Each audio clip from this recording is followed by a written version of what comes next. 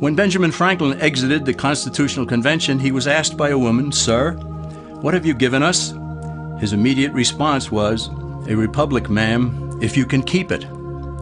Yet most Americans today have been persuaded that our nation's governmental system is a democracy and not a republic. The difference between these two is essential in understanding Americanism and the American system. Before we discuss political systems, however, it's helpful to address the confusion that has been spread about the political spectrum. Many have been led to believe that the political spectrum places groups such as communists on the far left, fascists or dictators on the far right, and political moderates or centrists in the middle.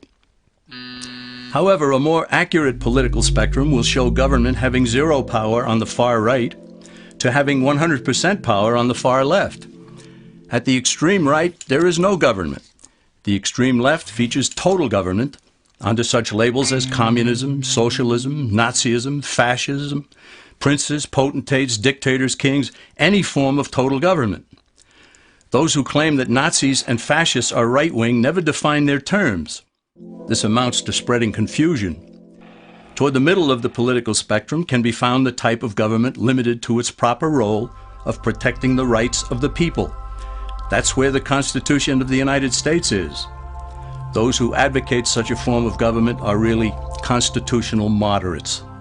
So let's analyze the basic forms of government. They are monarchy or dictatorship ruled by one, oligarchy ruled by a few, democracy ruled by a majority, republic ruled by law, and anarchy, which is ruled by no one. In discussing these five, we'll see that they can be narrowed down to even fewer. Looking first at monarchy or dictatorship, this form of government doesn't really exist in the practical sense. It's always a group that puts one of its members up front. A king has his council of nobles or earls, and every dictator has his bureaucrats or commissars, the men behind the scenes. This isn't ruled by one, even though one person may be the visible leader. It's ruled by a group. So let's eliminate monarchy, dictatorship, because it never truly exists. Oligarchy, which is ruled by a group, is the most common form of government in all history. And it is the most common form of government today. Most of the nations of the world are ruled by a powerful few, and therefore oligarchy remains. At the other end, we find anarchy, which means without government. Some people have looked over history and found that many of its worst crimes were committed by governments. So they decided that having no government might be a good idea. But this is a mistake, because as the ancient Greeks stated, without law there can be no freedom. Our founding fathers agreed and held that some amount of government is a necessary force in any civilized, orderly society. In a state of anarchy, however, everyone has to guard life, liberty, and property, and the lives of family members. Everyone must be armed, and movement is severely restricted because one's property has to be protected at all times. Civilized people have always hired someone to do the guarding, a sheriff, a police force, or some branch of government. Once law enforcement was in place, the people were freer. They could leave their property, work in the fields, and so on. In short, the proper amount of government makes everyone freer. There are some who advocate anarchy, however, not because they want no government, but because they don't like what they have. They use anarchy as a tool for revolutionary change. The condition of anarchy is very much like a vacuum where something rushes in to fill it. These calculating anarchists work to break down the existing government with rioting, killing, looting, and terrorism. Tragically, the people living in such chaos often go to those best able to put an end to it and beg them to take over and restore order. And who is best able to put an end to the chaos? The very people who started it. The anarchists who created the problem then create a government run by them, an oligarchy, where they have total power. This is exactly what happened in Russia that led to Lenin taking total power, and in Germany where Hitler's brown shirts created the chaos that brought him to power. But anarchy isn't a stable form of government. It's a quick transition from something that exists to something desired by the power-hungry. It's a temporary condition, and because it isn't permanent, we eliminate it as well. The word democracy comes from two Greek words, demos, meaning people, and kratein, meaning to rule. Democracy, therefore, means the rule of the people, majority rule. This, of course, sounds good, but suppose the majority decides to take away one's home, or business, or children. Obviously, there has to be a limit. The flaw in democracy is that the majority isn't restrained. If more than half the people can be persuaded to want something in a democracy, they rule. What about republic? Well, that comes from the Latin, res meaning thing, and publica meaning public. It means the public thing, the law. A true republic is one where the government is limited by law, leaving the people alone. America's founders had a clean slate to write on. They could have set up an oligarchy. In fact, there were some who wanted George Washington to be their king.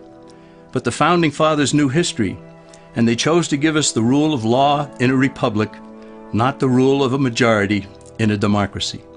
Why? Let's demonstrate the difference in the setting of the Old West. Consider a lynch mob in a democracy.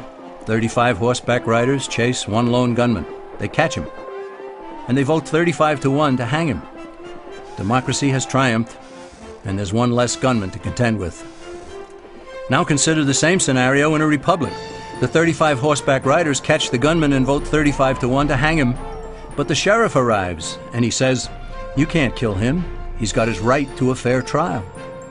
So they take the gunman back to town. A jury of his peers is selected, and they hear the evidence and the defense, and they decide if he shall hang. Does the jury even decide by majority rule? No, it has to be unanimous or he goes free. The rights of the gunman aren't subject to majority rule but to the law. This is the essence of a republic. Many Americans would be surprised to learn that the word democracy does not appear in the Declaration of Independence or the U.S. Constitution, nor does it appear in any of the constitutions of the 50 states. The founders did everything they could to keep us from having a democracy. James Madison, rightly known as the father of the Constitution, wrote in essay number 10 of the Federalist Papers, "Democracies have ever been spectacles of turbulence and contention, have ever been found incompatible with personal security or the rights of property, and have in general been as short in their lives as they have been violent in their deaths." Alexander Hamilton agreed, and he stated, "We are a republican government. Real liberty is never found in despotism or in the extremes of democracy." Samuel Adams, a signer of the Declaration of Independence, stated, "Democracy never lasts long. It soon wastes, exhausts, and murders itself." The founders had good reason to look upon democracy with contempt because they knew that the democracies in the early Greek city-states produced some of the wildest excesses of government imaginable. In every case, they ended up with mob rule, then anarchy, and finally tyranny under an oligarchy. During that period in Greece, there was a man named Solon who urged creation of a fixed body of law not subject to majority whims. But where the Greeks never adopted Solon's wise counsel, the Romans did. Based on what they knew of Solon's laws, they created the 12 tables of the Roman law and, in effect, built a republic that limited government power and left the people alone. Since government was limited, the people were free to produce, with the understanding that they could keep the fruits of their labor. In time, Rome became wealthy and the envy of the world. In the midst of plenty, however, the Roman people forgot what freedom entailed. They forgot that the essence of freedom is the proper limitation of government. When government power grows, people freedom recedes. Once the Romans dropped their guard, power-seeking politicians began to exceed the powers granted them in the Roman Constitution. Some learned that they could elect politicians who would use government power to take property from some and give it to others. Agriculture subsidies were introduced, followed by housing and welfare programs. Inevitably, taxes rose and controls over the private sector were imposed. Soon, a number of Rome's producers could no longer make ends meet, and they went on the dole. Productivity declined, shortages developed, and mobs began roaming the streets, demanding bread and circuses from the government. Many were induced to trade freedom for security.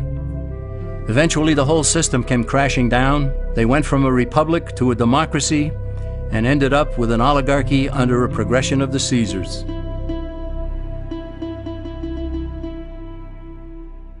Thus, democracy itself is not a stable form of government. Instead, it is the gradual transition from limited government to the unlimited rule of an oligarchy. Knowing this, we as Americans are ultimately left with only two choices. We can keep our republic, as Franklin put it, or we will inevitably end up with an oligarchy, a tyranny of the elite.